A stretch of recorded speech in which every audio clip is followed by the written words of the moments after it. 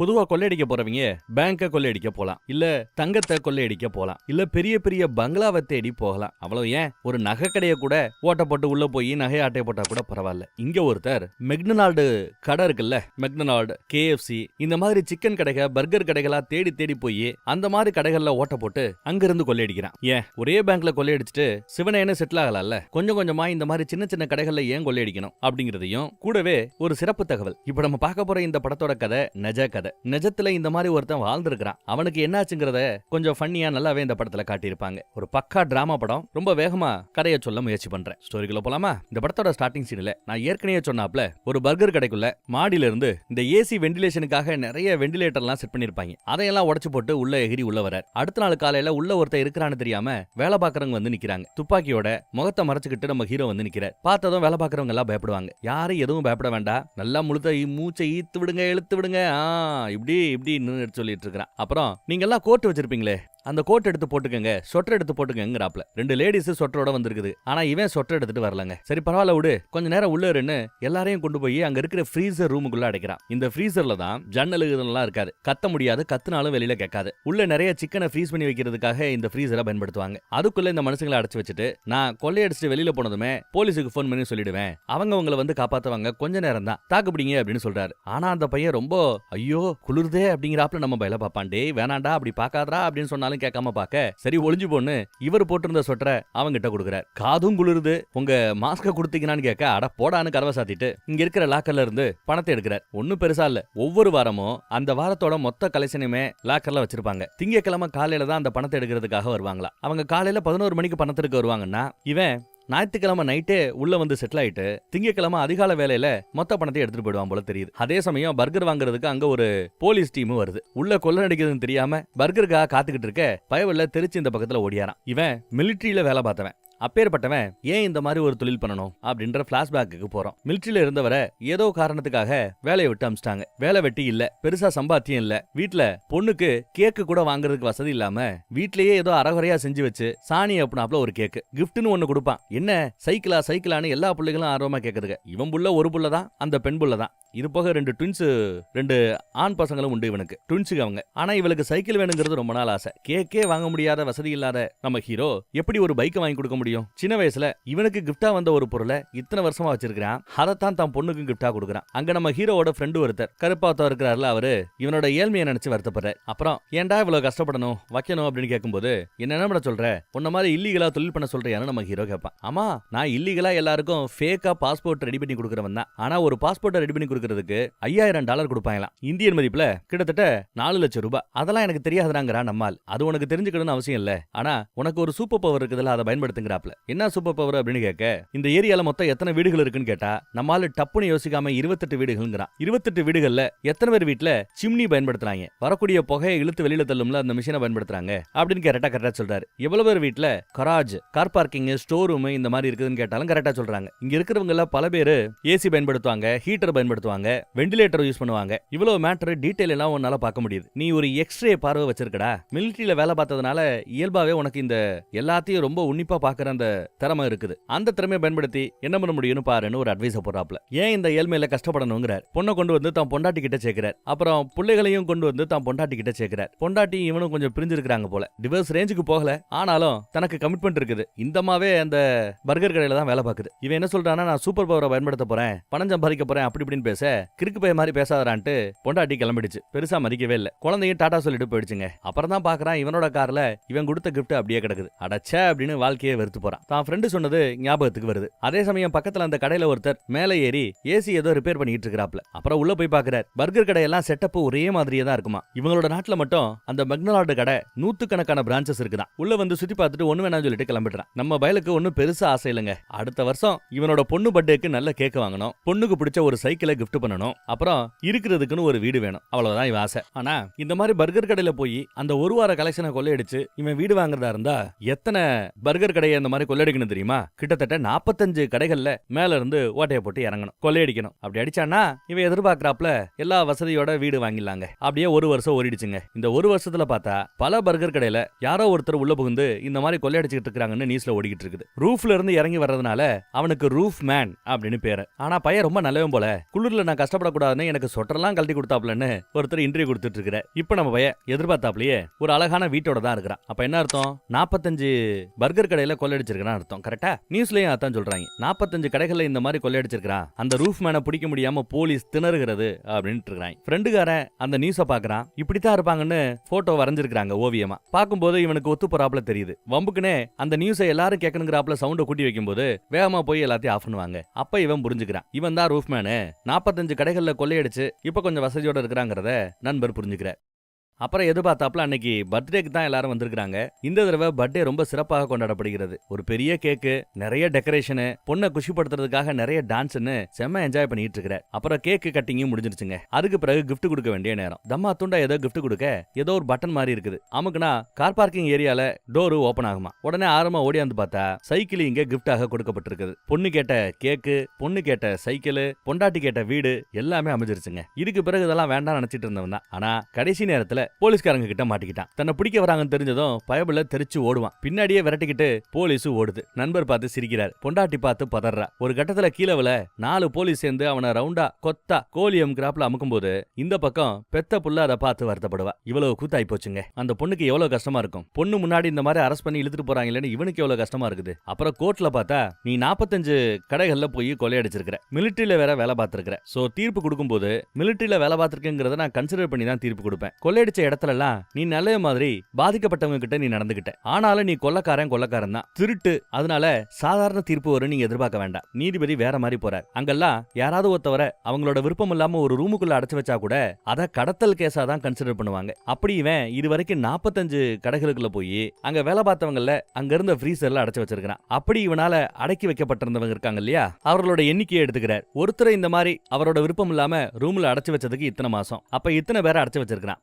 ஆக மொத்தம் 540 மாதங்கள் நீயே ஜெயில இருக்கணுங்கிறார். 540 மாதமா? இத வருஷத்துல சொல்றா இருந்தா கிட்டத்தட்ட 45 வருஷம் ஜெயில இருக்கணுமா. ஆளு மிரண்டு போயிட்டான், மிரண்டு போறான். கண்ணுல அந்த வலி, அந்த வேதனை தெரியுது. தண்டனையை 45 வருஷ தண்டனையை அனுபவிக்கிறதுக்காக ஜெயிலுக்கும் போயிட்டாங்க. ஜெயில இருந்து வருத்தப்பட்டுக்கிட்டே இருப்பான். தான் ஃபேமிலியோட போட்டோவை பார்த்துக்கிட்டே இருப்பான். பொண்ணுகிட்ட பேசணுமேனு போன்ல பேசுறார். ஆனா பொண்டாட்டி இனிமே பேசக்கூடாது, இதுதான் கடைசி கால, இதுக்கப்புறம் கால் பண்ணக்கூடாது, நீயும் வளவலன்னு பேசிட்டு இருக்காரு, போனை வைன்னு சத்தம் போடுது. அப்புறம் பக்கத்துல வேற ஒரு ஆம்பளை சத்தமும் கேக்குது. யாரவன் கேட்டா அம்மாவோட பாய் ஃப்ரெண்டுங்குது அந்த குழந்தை. அவங்க கிட்ட பேசணும், ஒன்னு அம்மாட்ட போன கொடு இல்ல அவங்கிட்ட போன கொடு அப்படின்னு கேட்கும்போது போனை வைக்கிறியா இல்லையான்னு அம்மா சத்தம் கேட்க போனை டப்புன்னு அவ கட் பண்ணிட்டா. சோ பொண்டாட்டி இப்போ வேற ஒருத்தனை பார்த்துட்டு இருக்காங்கிறத இவன் புரிஞ்சுக்கிட்டாங்க. இதுக்கு பிறகு அவளோட போட்டோவை ஏன் பார்த்துட்டு இருக்க போறான்? தன்னோட ஃபேமிலி போட்டோல அவளோட முகத்தை மட்டும் கிழிச்சு போட்டுட்டு மீதியை தான் குடும்பமா நினைக்கிறான். அவர்கள் நினைச்சு ஏங்குறான். கூட இருக்கிற பல பேர், பல கைதிகள், புதுசா வர்றவங்க எல்லாம் இங்க இருந்து தப்பிச்சு போகணும்னு நினைப்பாங்க. அதெல்லாம் யோசிக்க வேண்டாம். எப்படி இருந்தாலும் என்ன தலைகளா இருந்தாலும் இங்க இருந்து தப்பிச்சு போறதுக்கு வாய்ப்பு இல்லைன்னு கூட இருக்கிற 2 பேர் பேசிட்டு இருக்காங்க அவங்களுக்குள்ள. ஆனா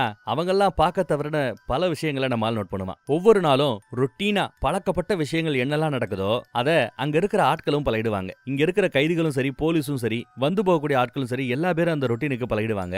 ஒரு நல்ல வாய்ப்பு கிடைக்கிறதுக்காக காத்துட்டு இருக்கணும். அப்படி வாய்ப்பு கிடைத்தா பயன்படுத்திக்கணும். அதுக்கு நாம தயாராகணும்னு எடுத்து சொல்லிட்டு இருக்கிறார். அடிக்கடி ஒரு வண்டி வரும். கைதிகள் தயாரிக்கிற பொருட்களை இங்க இருந்து லோடா ஏத்திட்டு வெளியில ஒரு வேன் போகும். அந்த வேனோட கீழ் பக்கத்துல ஏதோ சத்தம் கேக்குது, என்னன்னு பாக்குறியான்னு டிரைவர் கேட்க இதோ பாக்குறேன்னு நம்ம பய போவோம். கீழே ஒன்னும் ப்ராப்ளம் இல்ல, நல்லா தான் இருக்குது, அது நார்மலா வர சத்தம் தான், கேஸ்கெட்டை மட்டும் மாத்தினா சரியா போயிடும் அப்படிங்கிறார். அப்ப கீழே எதையோ நோட் பண்ணிருக்கிறார். அந்த வண்டி போன பிறகுதான் என்ன நோட் பண்ணிருக்காங்கிறத நமக்கு காட்டுறாங்க. கீழே இருக்கிற அந்த புழுதியில 2 பக்கமும் ஒரு 2 கோடு போட்டிருக்கான் பாருங்க. ஏதோ ஒரு சைஸ் அவன் அளந்திருக்கான். இந்த சைஸ் எதுக்கு அப்படிங்கிறது பின்னாடி தெரியும். அப்புறம் இந்த வண்டி வெளியில போகும்போது வண்டி கடியில யாராவது இருக்காங்களான்னு கண்ணாடி வச்சு பாப்பாங்க போல தெரியுது. யாராவது தொந்திக்கிட்டு வண்டி கடியில உட்காந்துட்டு வெளியில போயிடக்கூடாதுங்கிறதுக்காக கண்ணாடியை வச்சு இப்படி பாப்பாங்க. இவன் ஜெயிலுக்குள்ளேயே மரம் இருக்கிற வேலையெல்லாம் பாப்பான். என்ன பண்றான்னு பாருங்க. ஒரு பெரிய பலகை எடுத்து அதை கரெக்டா அளந்து கட் பண்றான். இவன் ஏற்கனவே அந்த வேனுக்கு அடியில 2 கோடு போட்டான்ல, கரெக்டா அந்த கோடுல இந்த பலகை போய் உட்காருதான் செக் பண்ணி பார்க்கறான். கரெக்டா உட்காருதுங்க. அப்புறம் கரி துணி, இந்த இன்ஜின் ஆயில் இதெல்லாம் துடைக்கிறதுக்கு ஒரு துணி இருக்கும். அந்த துணியை கூட அதுல இருந்த ஒரு லோகவை எவ்வளவு அழகா கட் பண்ணி எடுத்து ஜெயில இருக்கிற கைதிகள் பயன்படுத்தக்கூடிய தொப்பில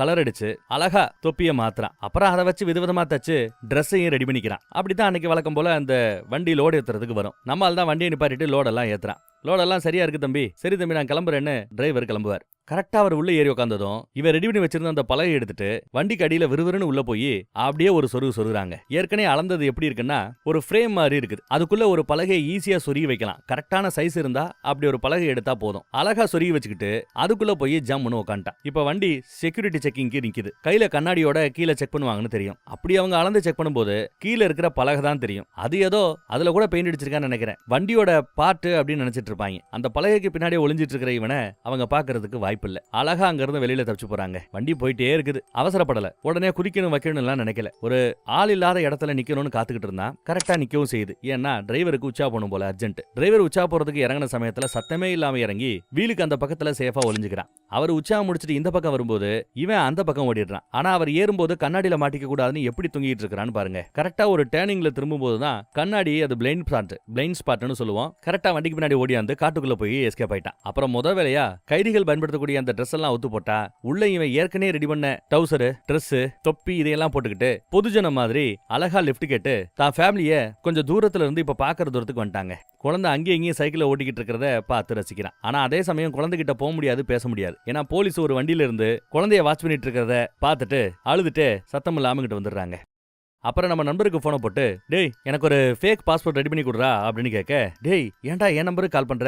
அட பாவி, சரி ஏதாவது பார்த்து தொலைறேன், ஆனா ஒரு மாசத்துக்கு என்ன திரும்ப கூப்பிடக்கூடாது அப்படின்னு சொல்லிடுறாரு. சரி ஒரு மாசத்துக்கு பிறகு கூப்பிடுறேன்னு இவனும் போனை கட் பண்ணிட்டாங்க. அந்த பக்கம் ஒரு போலீஸ் வர அப்பல தெரியுது. போலீஸ் வண்டி எங்கடா போலான்னு பார்த்தா பக்கத்துல ஒரு பொம்மை கடை இருக்குது. விறுவிறுன்னு அந்த பொம்மை கடை பக்கம் போறான். சந்தேகப்பட்ட போலீஸ் வண்டி இந்த பக்கத்துல வருதுங்க. இவனாதான் இருக்குமோன்னு அறகுறையா பார்த்துட்டு வராங்கன்னு நினைக்கிறேன். அதுக்குள்ள நம்மளால ஏதோ ஷாப்பிங் பண்றாப்ல வேக வேகமா அந்த பொம்மை கடைக்குள்ள போறான். அப்ப அந்த பொம்மை கடையோட மேனேஜர் குள்ளமா ஒருத்தர் இருக்கிறாருல, அவர் தான். சார் இன்னும் 10 நிமிஷத்துல கடையை முடிடுவேன் சாருங்கிறாரு. அதுக்குள்ள பொருள் எடுத்துருவேன்னு சொல்லிட்டு இவன் உள்ள வராங்க. ஏதோ ஷாப்பிங் பண்றாப்ல அங்கேயும் எங்கேயும் சுத்திக்கிட்டு இருக்கான். வேலை பார்க்குற ஆட்கள் எல்லாம் சுத்தி முத்தி இருக்காங்க. எல்லாரையும் தாண்டி பாத்ரூம் பக்கம் போறான். பாத்ரூம் பக்கம் போயிட்டு என்ன பண்றேன்னு யோசிக்கிறான். வெளியில ஏதோ போலீஸ் வந்திருக்கிற சவுண்ட் வேற கேக்குது. வேற வழி இல்லன்னு ஏசிக்காக வெண்டிலேஷனுக்காக இருக்கிற ஃபால் சீலிங் எல்லாம் போட்டிருப்பாங்க. அந்த ஃபால் சீலிங்கை ஓபன் பண்ணி அதுக்கு மேல வயரெல்லாம் கிடக்குள்ள அந்த ஏரியா பக்கம் போய் ஒளிஞ்சுக்கிறான். இவன் சேஃபா ஒளிஞ்சுக்கிட்ட பிறகுதான் போலீஸ் இந்த பக்கத்துல வந்து செக் பண்ணி பாக்குது. யாரும் இல்லங்க அப்படின்னு சொல்லிட்டு போலீஸ் கிளம்பிடுச்சுங்க. போலீஸை ஏமாத்தியாச்சு. இந்த ஏரியாவே போலீஸ் சலடை போட்டு தேடிட்டு இருக்குது. இவனை தான் ரீசெண்டா தப்பிச்சிட்டாங்கிறதுனால இந்த ஏரியா விட்டு போயிடக்கூடாதுன்ட்டு. கஸ்டமர் இருந்தா கிளம்பிடுங்க, நாங்க பொம்மை கடையை பூட்ட போறோம்னு மேனேஜர் அனௌன்ஸ்மெண்ட் கொடுக்குறாரு. எல்லாரும் பூட்டிட்டு போயிட்டாங்க போல. அப்புறம் மெதுவா இறங்குறான். மேனேஜர் ரூம் பக்கம் போய் பார்த்தா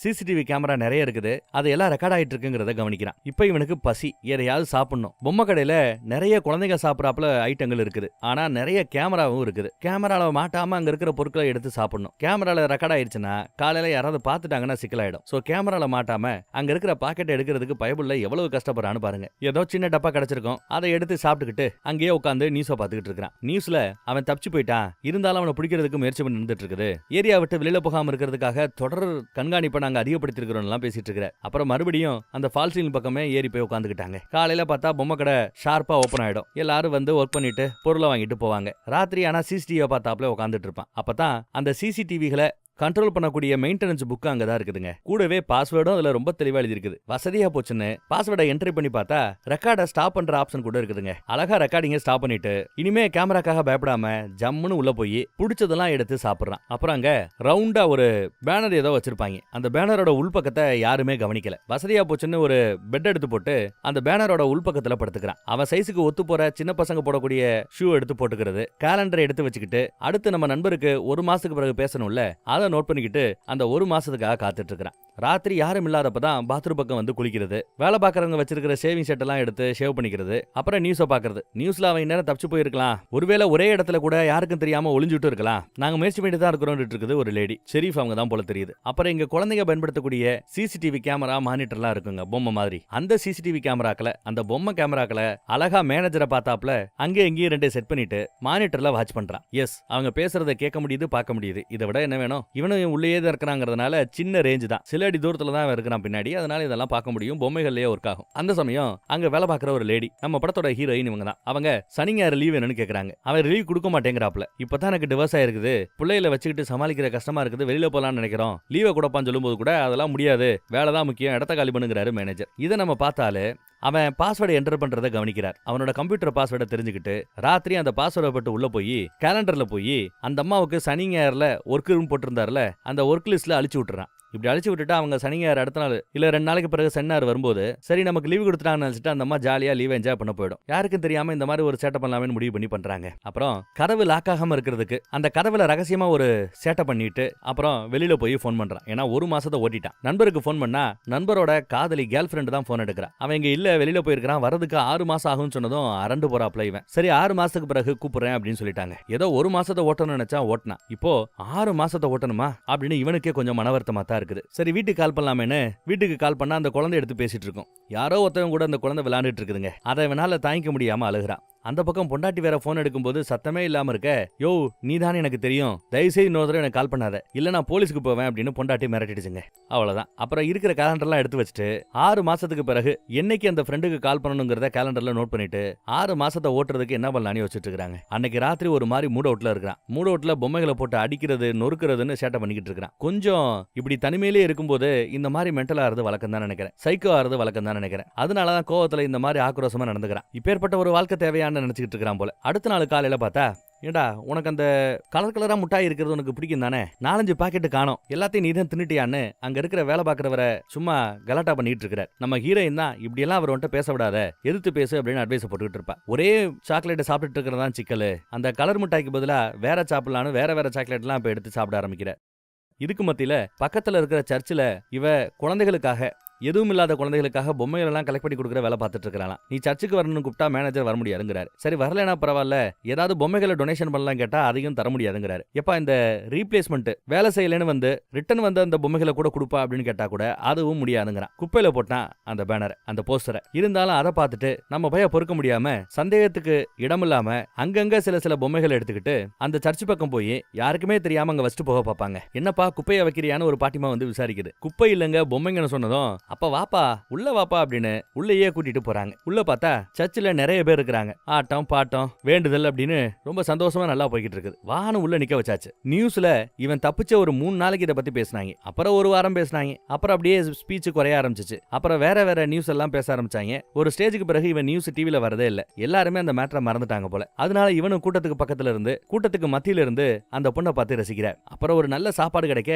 வெளுத்து கட்டிக்கிட்டு இருக்கிறா, சாப்பிட்டுட்டு இருக்கிறார். சர்ச்சை சேர்ந்தவங்க நல்லா சாப்பிடுப்பா, இவ்வளவு பொம்மையை ரெடி பண்ணி கொடுத்த, பொம்மையை கலெக்ட் பண்ற டிபார்ட்மெண்ட் அந்த பொண்ணு தான் பாத்துக்கிட்டு இருந்தா, அவகிட்ட ஒன்னு அறிமுகப்படுத்தி வைக்கிறோம்னு கூப்பிடாப்ல. இவனுக்கு ஸ்டார்டிங்ல மனசு இல்லைனாலும் அடுத்து சரி பேசலாம் அப்படின்னு நினைக்கிறான். அறிமுகப்படுத்தி வைங்கிறான். அவங்களும் போய் அறிமுகப்படுத்தி வைக்கிறாங்க. ஏதோ ஒரு பேரை சொல்லி அறிமுகப்படுத்திக்கிறான். அப்புறம் அடுத்த ஏதோ சிங்கிள்ஸ் பார்ட்டின்னு ஒரு பார்ட்டி நடத்த போறாங்களா, அந்த பார்ட்டிக்கு வரணும்னு கூப்பிட்டு இருக்காங்க. இவனும் சரின்னு கிளம்புறாங்க. நிறைய சாக்லேட்டை தின்னுட்டு இருக்கிறதுனால பல்லுல ஏதோ பிரச்சனை. அதை சரி பண்றதுக்கு கிளினிக் பக்கம் எல்லாம் போயிட்டு அப்புறம் சிங்கிள்ஸ் பார்ட்டின்னு வர சொல்லி இருந்தாங்கல்ல, அந்த சிங்கிள் பார்ட்டிக்கு வந்திருக்கிற. இங்க இருக்கிற எல்லாருமே சிங்கிள்ஸ் தான். நம்ம ஹீரோயின் கூட விவாகரத்து வாங்கிட்டாங்க. 2 பிள்ளைங்க இருந்தாலும் சிங்கிள் தான். எல்லாம் பொண்ணுங்க, ஒரு 2 பசங்க தான் இருக்கிறானுங்க. என்ன பிடிக்கும் வைக்கும் இத பத்தி எல்லாம் அவங்க பேசிட்டு இருக்காங்க. ஒரே பையன் தானோ, மீதி எல்லாமே பொண்ணுங்க மாதிரி தான் இருக்குது. என்னப்பா வேலை பாக்குறேன்னு கேட்டா கவர்மெண்ட்டுக்காக சீக்கிரட்டா வேலை பாக்குறதா சொல்றான். நல்ல கலகலன்னு பொண்ணுங்க கூட பேசுறது வைக்கிறது பழகிறது இதெல்லாம் பாக்குறதுக்கு ஹீரோயினுக்கும் இவனை பிடிச்சிருக்குதான். ஆனா ஹீரோயின் வேற மாதிரி நினைச்சிட்டாங்க. பார்ட்டியை முடிச்சுட்டு போற வழியில தான், எப்பா நீ கேயா அப்படின்னு கேக்குது. உனக்கு பொண்ணுங்க மேல விருப்பம் இல்லையா, பசங்க மேல தான் விருப்பம் தான் கேட்கும்போது, சேச்சே அப்படியெல்லாம் கிடையாது, ஏமா இந்த மாதிரி முடிவெடுத்துன்னு கேட்க, இல்ல பொண்ணுங்க மாதிரி நீ கலகலன்னு பேசுற வைக்கிற அதனாலதான் கேட்டேன் அப்படிங்கிறா. சேச்சா அப்படியெல்லாம் கிடையாது அப்படிங்கிறான் நம்ம பையன். மிஸ் அண்டர்ஸ்டாண்டிங்கிறான். அப்புறம் ஐயோ தப்பா போச்சுன்னு இவளும் சிரிச்சுக்கிட்டே மலிச்சிட்டு இருக்கு. அப்புறம் கொஞ்சம் பேசி பழகி பார்க்கிங்ல ஜாலியா நடந்து போற ரேஞ்சுக்கு ஆயிப்போச்சு. அந்த அம்மா என் வீட்டுக்கு வரையான்னு கூப்பிடுதுங்க. சரின்னு நம்ம பையலும் போறான். அங்க ஜாலியா லவ் பண்ணிட்டு இருக்காங்க. அப்புறம் தான் பொண்ணை பத்தி எல்லாம் எடுத்து சொல்லிக்கிட்டு இருக்கா. 2வது பொண்ணு சூப்பரா டைப்பான். மூத்தவ டீனேஜ் வயசு வந்ததுனால கொஞ்சம் எரிஞ்சு விழுகிறா, விலகி போறதெல்லாம் அவங்க சொல்லிட்டு இருக்காங்க. உங்க பிள்ளைகளை பாக்குறதுக்கு ஆர்வமா இருக்கிறது நம்ம பையன் சொல்ல, சரி இன்ட்ரோ கொடுக்குறேன் அப்படிங்கிற அவ. நைட்டு டின்னருக்கு வர சொல்லி இருக்காங்க போல. அடுத்த நாள் முந்தின நாள் எல்லாத்தையும் முடிச்சுட்டு ரொம்ப நிம்மதியா சந்தோஷமா அந்த பொம்மை கடையில வந்து பேனருக்கு பின்னாடி படுத்துக்கிட்டான். அப்புறம் அடுத்த நாள் டின்னருக்காக வீட்டுல இருக்கிற பிள்ளைகளுக்காக நிறைய பொம்மைகளை வாங்கிட்டு வந்திருக்காங்க. 2வது பொண்ணுக்கு பொம்மை எல்லாம் பிடிக்கும், சின்ன புள்ள, அதனால பொம்மைகளை கொடுத்து கரெக்ட் பண்ணிட்டான். ஆனா மூத்தவ டீனேஜ் பொண்ணுங்கிறதுனால இதையெல்லாம் பெருசா எடுத்துக்கல. எங்க அம்மாவோட பாய் ஃப்ரெண்ட் தானே, அந்த வேலையை மட்டும் பாரு, அப்பாவாக பார்க்காத அப்படின்னு சொல்லிட்டு போயிடுறா. ஆனாலும் அன்னைக்கு ஃபுல்லா 2வது குழந்தை கூட இருந்து ஏதோ வீடு கட்டுற வேலையெல்லாம் பார்த்துட்டு குழந்தைய நல்லா என்டர்டெயின் பண்ணிட்டு கிளம்புறாங்க. ஹீரோயினுக்கு ரொம்ப சந்தோஷம், நல்ல பையன் இருக்கிறான் வைக்கிறான்ட்டு. அப்புறம் சர்ச்சுக்கு போறது வைக்கிறது அவங்களோட பழகிறதுன்னு நல்லா தான் போய்கிட்டு இருக்குது. அந்த டீனேஜ் பொண்ணுக்கு பொண்ணுக்கு மட்டும் ஆகவே ஆகாது, அம்மாவுக்கும் பொண்ணுக்கும். இவன் பொம்மை கடையில இருக்கிற விதவிதமான பொம்மை யூனிஃபார்ம் எல்லாம் போட்டுட்டு அந்த குழந்தைகளை என்டர்டெயின் பண்ணிக்கிட்டு இருக்கான். அங்க வேலை பார்க்குற ஒருத்தர் கொஞ்சம் பயந்த சுபாவம். 2 நாள் லீவ் வேணும்னு கேட்கறது கூட பயந்து தங்கி தங்கி மேனேஜர்ட்ட பேசிட்டு இருப்பாப்ல. என்னடா அப்படின்னு கேட்டதும் ஒண்ணுமில்லன்ட்டு திரும்பி வந்துடுறான். இதையெல்லாம் நம்ம பையன் கவனிச்சுட்டு தான் இருக்கிறான். அப்புறம் நம்ம ஹீரோயின் வீட்டுக்கு அடிக்கடி வருது, அந்த 2வது பிள்ளைக்கு ஹேர் ஸ்டைல் எல்லாம் மாத்தி கொடுக்கறதுன்னு வாழ்க்கையே ஒரு மாதிரி நல்லா தான் போயிட்டு இருக்குதுங்க. அப்புறம் இவங்கிட்ட இருக்கிற அந்த 1-2 ட்ரெஸ் நல்லா கழுவி காய போட்டிருப்பான் ஹால் பக்கம். அப்புறம் குளிச்சிட்டு இருக்கும்போது அன்னைக்குன்னு பார்த்து நம்ம மேனேஜர் கடை பக்கம் வந்தவர் பாட்டு கேட்டுட்டே ஜாலியா உள்ள வரார். இந்த பக்கம் வந்தவர் அவசரம் பாத்ரூம் போகணும்னு சொல்லிட்டு கதவை திறந்துட்டு வந்துட்டார் போல. இவன் பாத்ரூம் பக்கத்துல இருந்து வெளியில ஓடியாந்துட்டு துணிமணியை எடுத்துட்டு இருக்கும்போது நேர்ல அவர் பாத்துட்டார். ஐயோ அப்படின்னு பாத்துட்டு பதறிக்கிட்டு ஓடுறார். இல்லன்னு நம்ம போய் பின்னாடியே ஓடுறான். எல்லாத்தையும் தூக்கி அந்த பேனருக்கு பின்னாடி போட்டுக்கிட்டு ஒரு ஜம்ப் அடிச்சு பின்னாடி போய் ஒளிஞ்சுக்கிறாங்க. இவன் செட் பண்ணி வச்சிருக்கிற அந்த கேமரால என்ன நடக்குதுன்னு கவனிக்கிறான். அலாரம் வேற அடிக்க ஆரம்பிக்குது. இவர் தான் போய் அலாரத்தை ஆன் பண்ணிருப்பார் போல. அடுத்து போலீஸ் வருதுங்க. ஆனா போலீஸ் ஏதாவது இங்க திருடு போயிருக்கான்னு கேட்டா இல்லங்கிறாப்ல. யாரப்பா பார்த்தா என்னப்பா ட்ரெஸ் போட்டிருந்தான்னு கேட்டா அவன் ட்ரெஸ்ஸே போடல. இதெல்லாம் கனவா இருக்குமோ? எப்பா இந்த மாதிரி எதையும் திருடாம ட்ரெஸ் போடாம ஒருத்தன் ஏப்பா உங்க கடைக்குள்ள வரணும்? நோக்கம் மோட்டிவ்னு ஒன்னு இருக்கணும்ல அப்படின்னு கேக்குறாங்க போலீஸ். இவரு முழிக்கிறார். சசி எங்க கிட்ட சிசிடிவி கேமரா இருக்குதே அப்படின்னு கேக்குறாப்ல. அதுல போய் பார்த்தா சிசிடிவி இருக்கு, ஆனா எதுவுமே ரெக்கார்ட் ஆகல, செட்டிங்ல ஆஃப்ல இருக்குது, ஒன்னும் பண்ண முடியாதுன்னு சொல்லிடுச்சு போலீஸ். அப்புறம் இத பத்தி லோக்கல் நியூஸ்ல கூட பேசிக்கிறாங்க. மேனேஜர் இன்டர்வியூ கொடுக்குறார். சர்ச்சை சேர்ந்தவங்க கூட அந்த நியூஸை பத்தி தான் பேசிட்டு இருக்காங்க. இதெல்லாம் பேசும்போது நம்ம போய் ஒரு மாதிரி டென்ஷன் ஆறாங்க. நம்ம ஹீரோயின் அப்படியே டாபிக் மாத்தி ஏதோ பேசிட்டு இருக்காங்க. அங்க இருக்கிற அந்த டீனேஜ் பொண்ணு கூட உன் பாய் ஃப்ரெண்டுக்காக நீ ரொம்ப பண்ற, விட்டு கொடுக்காம இது பண்ணிட்டு இருக்கிற அப்படின்னு ஏதோ பேசிட்டு போறா. கொஞ்சம் தப்பா பேசிடுறா. அம்மா பாய் ஃப்ரெண்ட் வச்சிருக்கிறது அவளுக்கு பிடிக்கல போல. அவங்க இந்த சம்பவம் உண்மையா இருந்தா கூட யாரோ ஒருத்தர் குளிக்கிறதுக்கு ஒரு வசதி இல்ல, பாத்ரூம் போறதுக்கு ஒரு வசதி இல்லைன்னு தான் நம்ம பொம்மை கடைக்கு வந்து குளிக்கிறாரு, பாத்ரூம் எல்லாம் போயிருக்கிறார். அவரை பார்த்து நம்ம சிரிக்க கூடாதுன்னு தான் பேசியிருப்பாங்க. அதுக்கே இவ எப்படி ரியாக்ட் பண்றான்னு பாருங்க. ஆனா உள்ள இந்த கூத்தெல்லாம் பண்றது நம்ம ஹீரோ தாங்கிறது சத்தியமா அந்த ஹீரோயினுக்கு தெரியாது.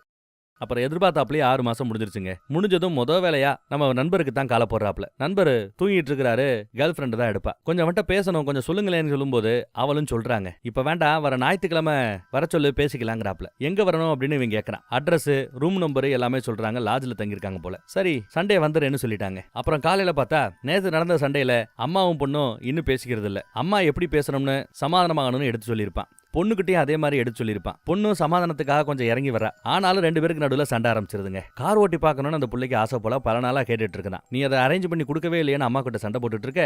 ஆமாடி, இப்படி எதிர்த்து பேசினா என்னால ஒன்னும் பண்ண முடியாது அப்படின்னு சொல்லிடுறாங்க அம்மா. உடனே அந்த பொண்ணு, நீ எனக்கு வண்டி ஓட்ட சொல்லி கொடுக்க முடியுமான்னு கேக்குது. ஏற்கனவே ஓட்ட தெரியும், பர்மிட் எல்லாம் இருக்குது போல. கொஞ்சம் பக்கத்துல ஒரு அடல்ட் சேஃப்டிக்கு கூட இருந்தாங்கன்னா இன்னும் கொஞ்சம் தைரியமா வண்டி ஓட்டலாமேன்னு அந்த பொண்ணு கேட்கறா. இவனை பத்தியே தப்பா பேசிட்டு இவங்கிட்டே ஹெல்ப் கேக்குறியா? நல்லா அருகடி உன் நியாயங்குது அம்மா. இருந்தாலும் பரவாயில்லன்னு இவங்க கிட்ட ஃபர்ஸ்ட் ஆஃப் ஆல் கார் இல்ல, சோ ஒரு ரீசேல் வண்டியை பார்க்கறதுக்காக வந்திருக்காங்க. ட்ரையல் பார்க்கணும்னு சொல்லி கேட்டதும் சேல்ஸ்மேன் குடும்பத்தையே கூட உட்கார வச்சுக்கிட்டு ட்ரையல் பார்க்கறதுக்காக போயிட்டு இருக்காங்க. கொஞ்சம் தூரம் போன பிறகு போலீஸ்காரங்க யாரும் இல்லைன்னு விசாரிச்ச பிறகு கொஞ்சம் வேகமா வண்டி ஓட்டுறேன்னு சொன்னதும் சேல்ஸ் கை சரின்னுவான். ஆனா கண்ணா அப்படின்னு வேகமா வண்டி ஓட்டத்தை பார்த்துட்டு அந்த சேல்ஸ் மேனேஜர் பதறாரு. ஐயோன்னு பதறிட்டு இருக்கிறார். கார் விக்கிறவர் வண்டியை நிப்பாட்டுன்னு கத்துறாப்ல. வண்டியை பிரேக்க போட்டு பயங்கரமா நிப்பாட்டுவான் பாருங்க.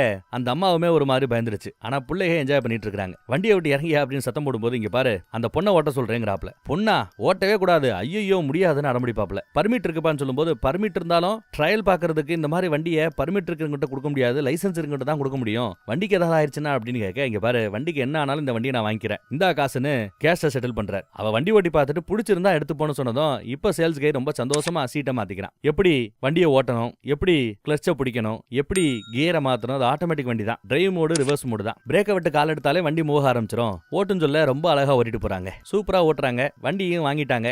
குரூப்பா போட்டோ எடுத்துக்கிறாங்க. மேனேஜர், இவனை விட உங்க மூத்த பொண்ணு ரொம்ப அழகா வண்டி ஓட்டுறான்னு பாராட்டிட்டு வேற போறார். 2 பேரும் கட்டி பிடிச்சிட்டு இருக்குது. சந்தோஷமா இருக்கிறத பார்த்துட்டு அம்மாவுக்கு ரொம்ப சந்தோஷமாயிடுச்சுங்க. ஆனாலும் இவ்வளவு வேகமா நீ வண்டி ஓட்டி இருக்க கூடாது, எனக்கு கொஞ்சம் பயமாயிடுச்சுங்குது அந்த அம்மா. சரின்னு நம்ம பையன் சாரி கேட்கறான். இவங்க 2 பேரும் கட்டி பிடிச்சிட்டு இருக்கிறத அந்த பிள்ளைங்க எப்படி எல்லாம் நக்கல் பண்ணிட்டு இருக்குதுன்னு பாருங்க. அப்புறம் சண்டே அன்னைக்கு சொன்னாப்ல அந்த லாட்ஜ்ல அந்த ரூமுக்கு நம்ம பையன் வந்து நிக்கிறாங்க. நல்ல ட்ரெஸ் போட்டு வந்திருக்கலாம்ல, ஃபேக் பாஸ்போர்ட் கேட்டிருக்கிற, போட்டோ கிட்ட எடுக்கணும்னு சொல்லிட்டு இவரை விதவிதமா மேக்கப் போட்டு எந்த மேக்கப் செட் ஆகும்னு பார்த்து ஒரு ஃபேக்கா ஒரு போட்டோ எல்லாம் ரெடி பண்ணி டாக்குமெண்ட் எல்லாம் ரெடி பண்ணிட்டு இருக்காங்க. புதுசா ஒரு பேரு, புதுசா ஒரு அடையாளம், புதுசா ஒரு பிறந்தநாள், இந்த டீடைல் எல்லாத்தையும் மாப்பாடம் பண்ணிக்கலாம் சொல்லிட்டு இருக்காப்ல. அதெல்லாம் சரி, இந்த பாஸ்போர்ட் ரெடி பண்றதுக்கு எவ்வளவு செலவாகும்னு கேட்டா இவன் சாதாரணமா 4 லட்சம் தான் வாங்குவான். ஆனா இந்த தடவை 40 லட்சம் வேணும்னு கேக்குறாங்க. என்ன விளாடுறியான்னு நம்ம ஹீரோ கேட்கும்போது, ஆமா நீ எவ்வளவு ரிஸ்கான ஆளு, ஆபத்தான ஆளு, உன்னை இங்க இருந்து அனுப்புறோம் வைக்கிறோம்னா சாதாரண விஷயமா, அதுக்கு ரிஸ்க் அதிகமா தான் எடுத்தாகணும், 40 லட்சத்தை ரெடி பண்ணு அப்படின்ட்டாப்ல. பிரச்சனை இல்லாம டிவில வராம கொள்ளையடிக்க பாரு அப்படின்னு அட்வைஸ் போடுறாப்ல. தேவையில்லாம துப்பாக்கி எல்லாம் எடுத்துட்டு பெருசா ரிஸ்க் எடுக்காதரா அப்படின்னு சொல்லிட்டு போயிருப்பார். இவன் வண்டி ஓட்டிட்டு போகும்போது தெரியாத்தனமா அதே மாதிரி ஒரு துப்பாக்கி கடையை பாத்துறான். உடனே வழக்கம் போல மாடியில ஏறி சீலிங்க உடைச்சு உள்ள இறங்குவாங்க. உள்ள இறங்கி போய் பார்த்தா துப்பாக்கி கடைக்கு பதிலா அதை ஒட்டி இருக்கிற ஒரு மசாஜ் கடை பக்கம் இறங்கிட்டான். துப்பாக்கி கடை சைடுல இருக்குது. இவ்வளவு கஷ்டப்பட்டு மணிக்கணக்கா உடைச்சு வீணா போச்சு அப்படின்னு செம காண்டுல இந்த ரெண்டு கடைக்கு நடுவுல இருக்கிற அந்த பொது சுவரை போட்டு நங்கு நங்கு நங்கு நங்குன்னு உடைக்க ஆரம்பிக்கிறாங்க. போட்டு ஓங்கி ஓங்கி எத்தி உடைச்சு இந்த பக்கத்துல வந்ததும் அலாரம் அடிக்க ஆரம்பிச்சிருச்சு. கொஞ்ச நேரத்துல போலீஸ் வரும். எப்படி இங்க இருந்து எஸ்கேப் ஆயிடலாம். அதனால கண்ணாடியை உடைச்சு ஒரு துப்பாக்கி எடுத்துட்டு கிளம்புறாங்க. அப்புறம் கூடவே அங்க ஒரு பொம்மை கிட்ட இருந்த அந்த புல்லட் ப்ரூஃப் ஜாக்கெட், தொப்பி அதையெல்லாம் எடுத்துட்டு கூட கிளம்ப பாக்குறாரு. ஆனா கண்ணாடி அவ்வளவு ஈஸியா உடைக்க முடியல. சுத்திலால அடிச்சு கூட உடைக்க முடியல. அங்க இருந்த புத்தர் சிலையை எடுத்துக்கிட்டு அதோட சேர்ந்து அந்த கண்ணாடியை உடைச்சுக்கிட்டு வெளியில வருவான். எஸ்கேப் ஆகி மறுபடியும் பொம்மை கடைக்கு போய் செட்டில் ஆயிட்டான். ஆனா இந்த முயற்சியில எதுவும் அவன் திருநாப்புல தெரியலங்க. மேனேஜர் பேசிட்டு இருக்கிறத கவனிக்கிறான். பொதுவா இந்த மாதிரி பொம்மை கடைகள்ல டிசம்பர் மாசத்துல அந்த கடைசி 2 வாரத்துல ஒரு வருஷத்துக்கான அந்த சேல்ஸ்ல 190 ரூபாய் வரைக்கும் இங்க தான் கலெக்ட் ஆகுமா. இவங்க 1 கோடிக்கு பிசினஸ் பண்றாங்கன்னா கிட்டத்தட்ட 90 லட்சம் கலெக்ட் ஆகிறது இந்த கடைசி